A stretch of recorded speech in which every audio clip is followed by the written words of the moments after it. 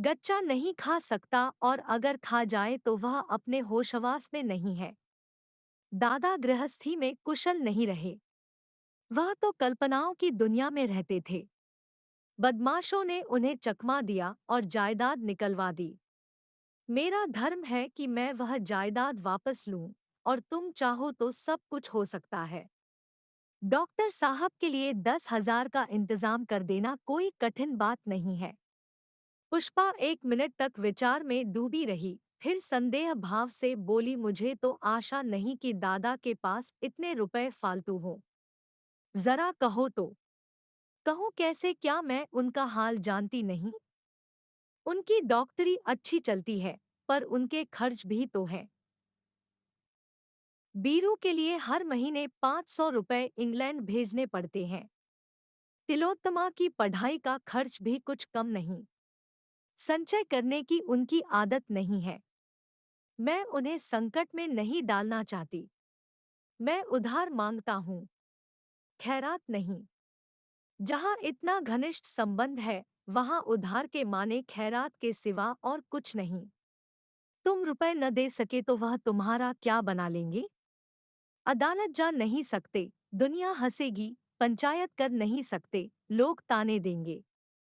सन कुमार ने तीखेपन से कहा, तुमने यह कैसे समझ लिया कि मैं रुपए न दे सकूंगा? पुष्पा मुंह फेर कर बोली, तुम्हारी जीत होना निश्चित नहीं है। और जीत भी हो जाए और तुम्हारे हाथ में रुपए आ भी जाए तो यहाँ कितने जमींदार ऐसे हैं जो अपने कर्ज चुका सकते हो? रोज ही तो रियासतें कोर्ट ऑफ वार्ड में आया करती है।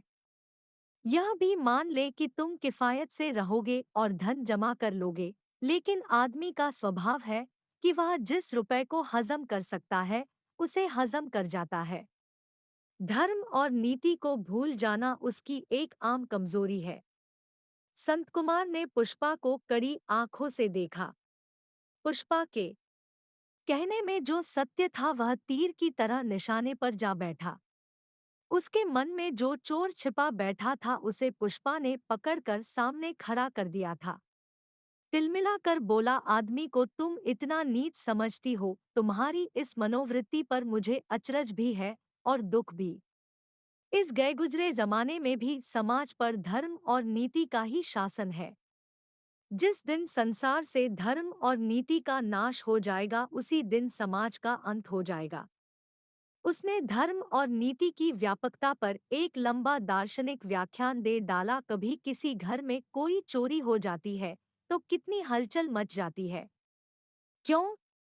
इसीलिए कि चोरी एक गैरमामूली बात है। अगर समाज चोरों का होता तो किसी का सा होना उतनी ही हलचल पैदा करता। रोगों की आज बहुत बढ़ती सुनने में आती है, लेकिन गौर से देखो तो 100 में एक आदमी से ज्यादा बीमार न होगा। अगर बीमारी आम बात होती तो तंदुरुस्तों की नुमाइश होती आदि। पुष्पा विरक्त सी सुनती रही। उसके पास जवाब तो थे, पर वह इस बहस को तूल नहीं देना चाहती थी।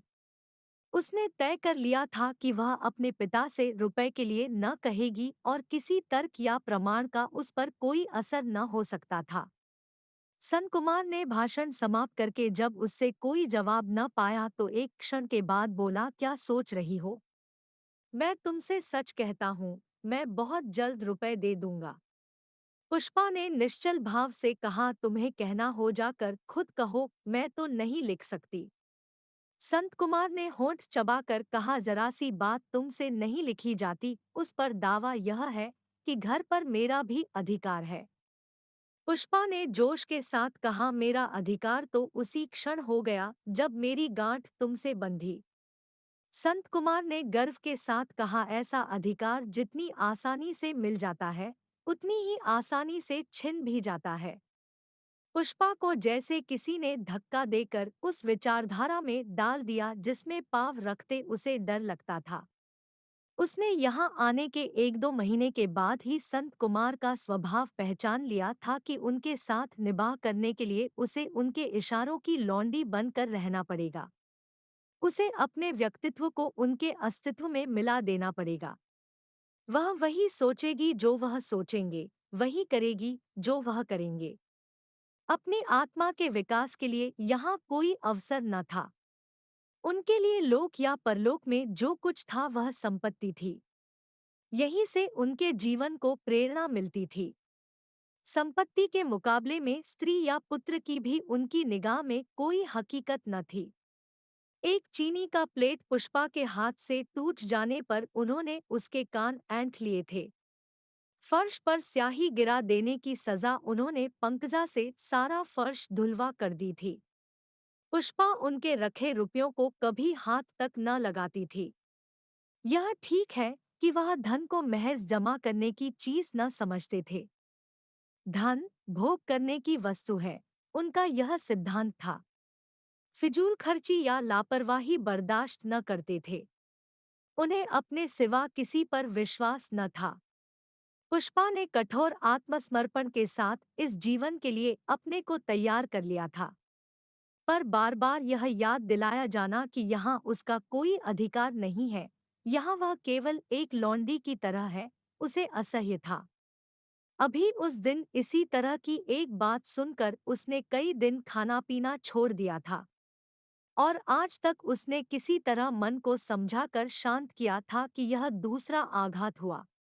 इसने उसके रहस्य धैर्य का भी गला घोंट दिया।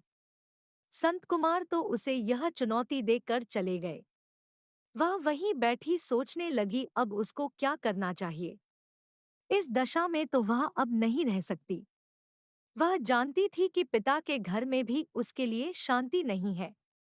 डॉक्टर साहब भी संत कुमार को आदर्श युवक समझते थे और उन्हें इस बात का विश्वास दिलाना कठिन था कि संत कुमार की ओर से कोई बेजा हरकत हुई है।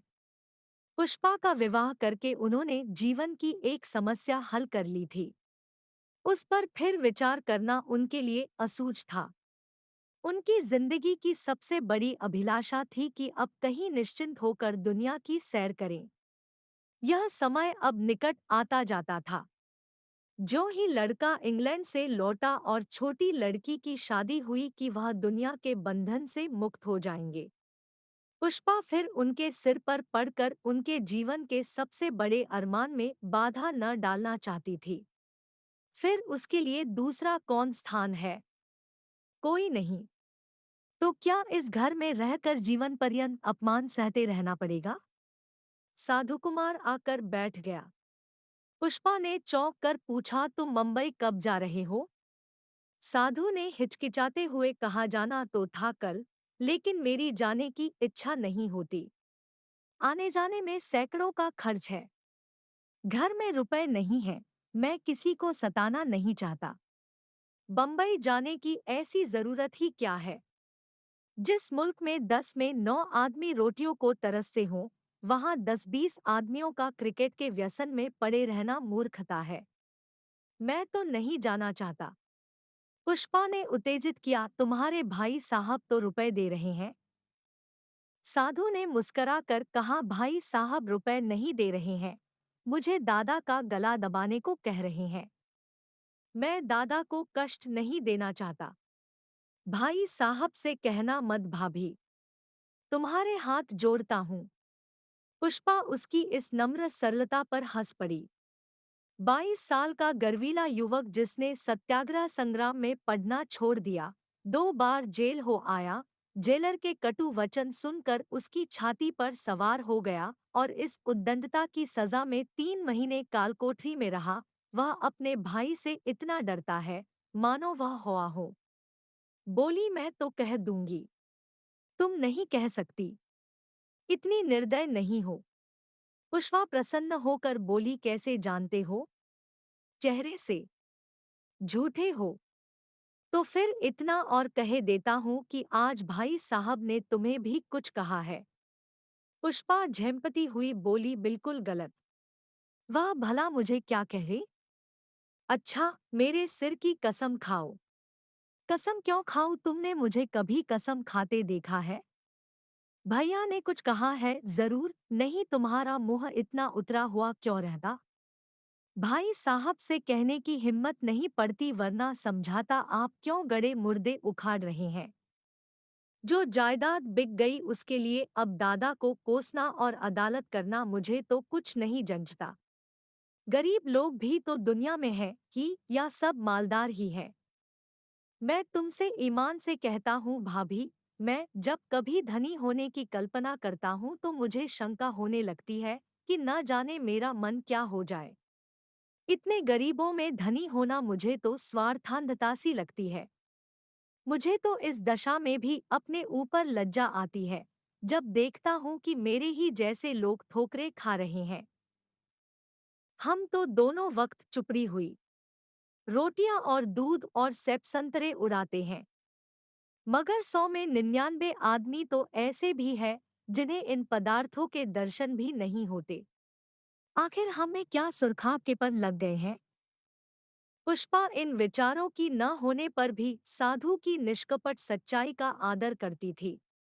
बोली, तुम इतना पढ़ते तो नहीं, ये विचार तुम्हारे दिमाग में कहाँ से आ जाते हैं?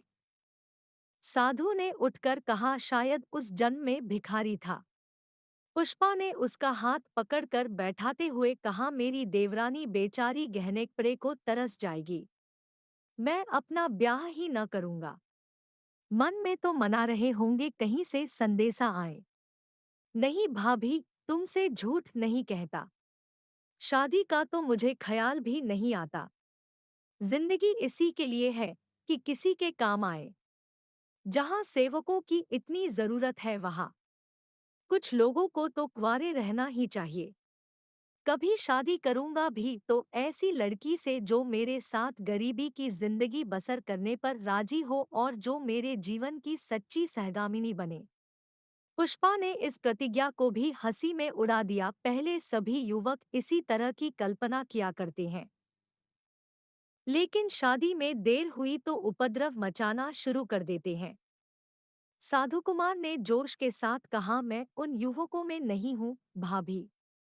अगर कभी मन चंचल हुआ तो जहर खा लूंगा। पुष्पा ने फिर कटाक्ष किया, तुम्हारे मन में तो बीबी पंकजा बसी हुई है। तुमसे कोई बात कहो तो तुम बनाने लगती हो, इसी से मैं तुम्हारे पास नहीं आता। अच्छा, सच कहना, पंकजा जैसी बीबी पाओ तो विवाह करो या नहीं?